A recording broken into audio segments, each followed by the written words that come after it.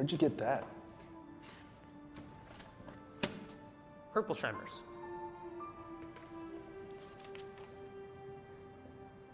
How is this even profitable? See for yourself.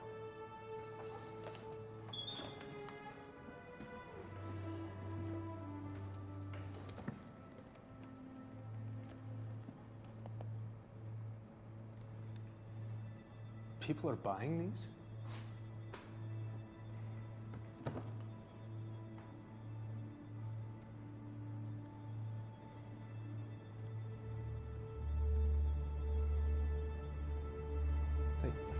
They just need to see the difference. What do you think I've been doing out there, huh? Store after store, day after day. The craftsmanship. It's so durable, it can hold a 300-pound man. Pass it down to your grandchildren someday. You have my personal guarantee. I tried every angle, Jay.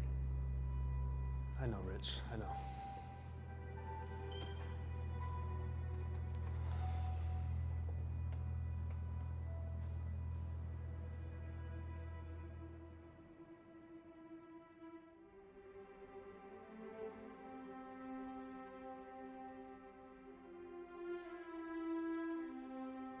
One of the many businesses Rich and Jay had started by their mid-20s was a toy company selling high-quality handmade wooden toys. They had secured investors and were building a large business. But with cheap plastics flooding the market, the Grand Rapids Toy Company was struggling to keep afloat. This failure could have ended their partnership, but the pair believed there was something out there for them. They just had to find it. Some of the early things that Jay and Rich did were born out of a lot of support from their families. My father was born in 1924. From the time that he could really start to remember things, the crash happened, and that would be his first experience in what would be the defining decade, I think, of his life. Growing up in Grand Rapids during that period of time, massive layoffs of people and foreclosures and banks going out of business and all those types of things had a dramatic impact. My dad and his parents had to move back into their parents' home. And that's just what you did. Family took care of each other and family lived together, but that was just an indication of how difficult things were. He grew up, not having much money at all, but nobody had any money, so nobody knew any difference. If you look at the hardships they faced, shaping them as children living through that historic period, I believe it influenced them in many different ways. My great-grandfather was a huckster. He sold vegetables in the street. My dad would walk with him from time to time and try to make a sale. My grandfather was in the car business at the time, so I was very fortunate that he was in a business that put them in a little different spot, I think, than most. And they were able, through hard work and diligence to be able to survive that period.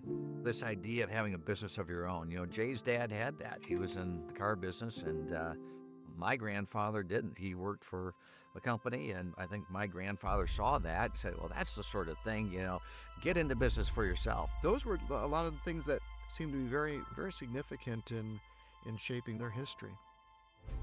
That kind of shifted into the onset of World War II. And those are the things they talked about. We're going to get business together. We want to do this. We're going to go forward here.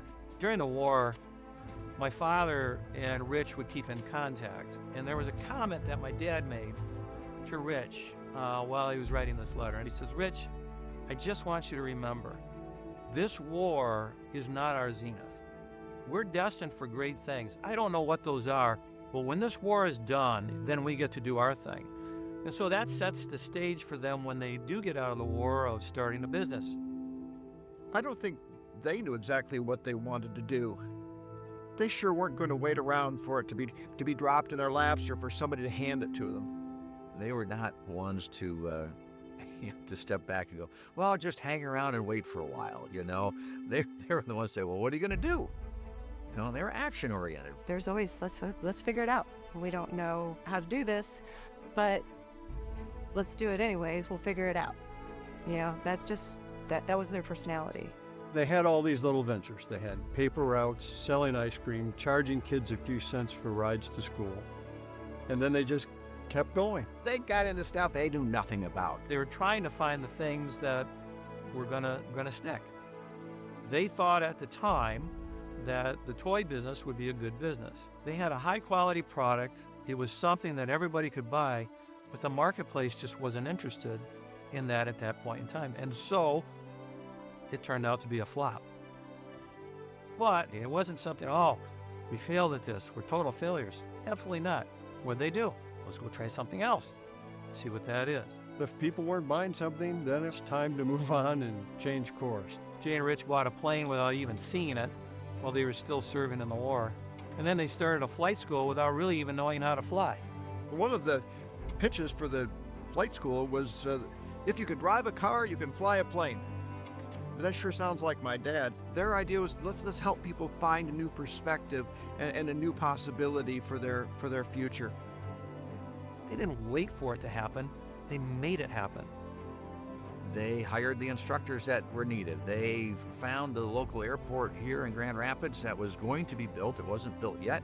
They said, we just have to find a solution, right? The airport's not done. We've got customers. We're spending money. We gotta make sales here, right? So they bought the floats and flew the planes off the river. They kept trying different things for various reasons. I don't know the other restaurant business because they saw that drive-in restaurant in California. They thought it'd be a good idea. They didn't know anything about restaurants. Did the flight school in the daytime, and at night they opened the Riverside Drive-In. So my dad used to say, 9 to 5 is when you put a roof over your head, but 5 to midnight is when you get ahead. So they were literally working around the clock. The excitement that they always had was doing something new and different and trying it and just seeing what would happen. Sometimes it worked, and most times it doesn't. It's really about humans flourishing, right? It's about putting yourself out there, taking a risk, and seeing what you can do with it. I think their wooden horse product is a good example of one of their values. That they were always about making sure that the products they offered were quality, were going to be built to last, built for an important purpose, and guaranteed. They were always looking for the next thing, always adjusting and adapting and open to new ideas for their business. They knew that whatever business they were going to be in, the two of them could make it happen, and they sure did. A man of long experience in life said it this way: every day you wait, you lose. All my life I've been planning and hoping and thinking and dreaming and loitering and waiting. All my life I've been getting ready to do something worthwhile. And that's the story of many people, isn't it? Indecision, you see, is decision the wrong way. And sooner or later, you have to act. My father taught me through his example, without taking initiative, 9 times out of 10, nothing's ever going to happen. My dad, he was pretty confident that you could do anything if you put your mind to it. And if that wasn't going to work out, then you just better do something else. Don't stop. Just try something new. It was up to them. They couldn't look to anybody else. They had to do it. They had to figure it out. And that's who they were. You gotta look in the mirror. I mean, if there's something going on and if something's not right, that's the first place you look at yourself as to why things are the way they are. And then what are you gonna do about it? It's up to us to make things grow, to help things succeed. We know it's our responsibility. They just rolled up their sleeves and got to work. And I think that's the lesson for all of us. Don't wait for the perfect plan or for someone to give you permission, but take ownership, take initiative. If you see a gap, fill it. If you have an idea, chase it.